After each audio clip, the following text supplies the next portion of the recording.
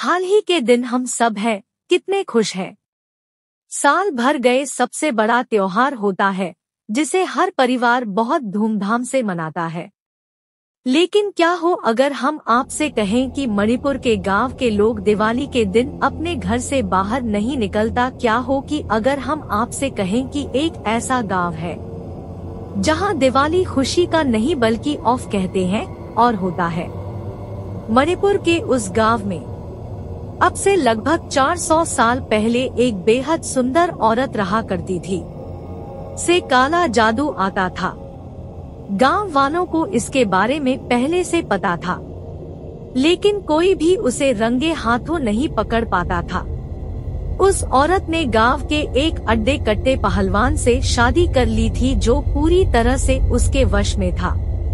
उस औरत के 2 बच्चे थे जो कि उसे बहुत प्यारे थे।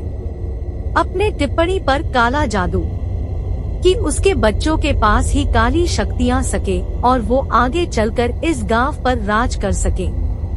किसी तथा से गांव वालों को पता लगते हैं, इसलिए गांव वालों ने मिलकर उसके दोनों बच्चों को छुड़ा लिया और उन्हें बांधकर नदी में फेंक दिया।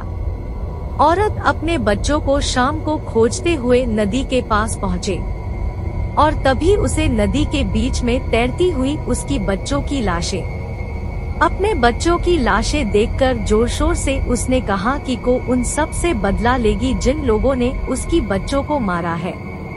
उस दिन से और रोज रात को अपने पति के साथ बाहर है और गांव के बच्चों को चोरी करके अपने घर ले आते हैं। इसके बाद बोनी सुलाकर उनमें अपने बच्चों की आत्मा मार डालने की कोशिश करे। उसका जादू अभी इतना भी मजबूत नहीं था कि वो किसी मरे हुए इंसान को जिंदा कर सके। इसीलिए बहुत बार वह अपने बच्चों की आत्मा को दूसरे बच्चों के शरीर में डालने में नाकामयाब हो जाती थी, जिससे उन बच्चों की मौत हो जाती थी। गांव के सारे बच्चे जब एक एक करके गायब होने लगे, गांव वालों को शक हो गया कि जरूरत थी उन्हें ली जाती होगी। लेकिन दिवाली की रात उन गांव वालों का शक यकीन में बदल गया। उस रात औरत के घर से दूर जोर से अजीबोगरीब आवाजें आ रही। गांव के कुछ लोगों ने उस डायन के घर के पास जाकर उसके घर में झांकना शुरू। उन्होंने देखा कि वो और है जलती हुई आग की बगल में बांटकर कुछ मंत्र पढ़ रही थी। गांव वालों को जिस तरह था ही मिल गया। पूरी तैयारी के साथ उसके घर में घुसे और उस औरत को और उसके पति को एक खंभे से बांध दिया। चिल्ला चिल्ला कर बोल रही थी कि आज वो दिन था जब उसके बच्चे उसे वापस मिल जाते। वो गांव वालों से भीख मांग रही थी कि वो उसे छोड़ दे, लेकिन गांव वालों ने उसकी एक नहीं सुनी। दिवाली का दिन था तो गांव वालों ने सोचा कि वो स्टाइल को पटाखों से जलाकर मार दिया। उन लोगों ने उसे और उसके पति को पटाखों से लपेट दिया और पटाखों में आग लगा दी। पटाखे जोर जोर से बचे, दोनों के कपड़ों आग। उसका पति वहीं जलकर राख हो गया। लेकिन करने की बात भी थी, अब है और चिल्ला नहीं रही। हल्की आवाज में कुछ बोले जा रहे, जैसे मन ही मन तो कुछ मंत्र पढ़ रहे हो। गांव वालों ने इस पर ध्यान नहीं दिया और वहां से चले गए, और यही उनकी सबसे बड़ी गलती है। मंत्र पढ़ रही थी, उससे वो मरकर भी उसे बांधा गया था, चलकर खुल गई और वो औरत आजाद।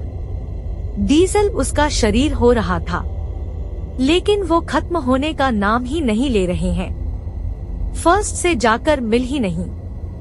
गांव वालों को लगा कि वो मर चुकी है, पर उन्हें नहीं पता था कि उस रात फिर उससे मिली है जिन गांव वालों ने उसे जलाया था।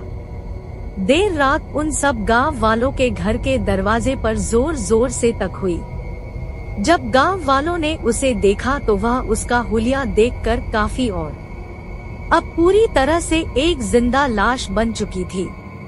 से मारना शायद असंभव था। सभी ने अपनी जान की भीख मांगी, लेकिन उसने किसी को नहीं छोड़ा। 5 से हर दिवाली को और गांव में दिखाई देती है। पूरे गांव में जो भी आदमी सबसे पहले पटाखे जलाता है उसके घर के बच्चों को उठा ले जाती है। तो इस दिवाली जब आप अपने परिवार के साथ सेलिब्रेट करें तो याद रखिए कि आप कितने खुशनसीब हैं जो आप उस गांव में पैदा नहीं हुई।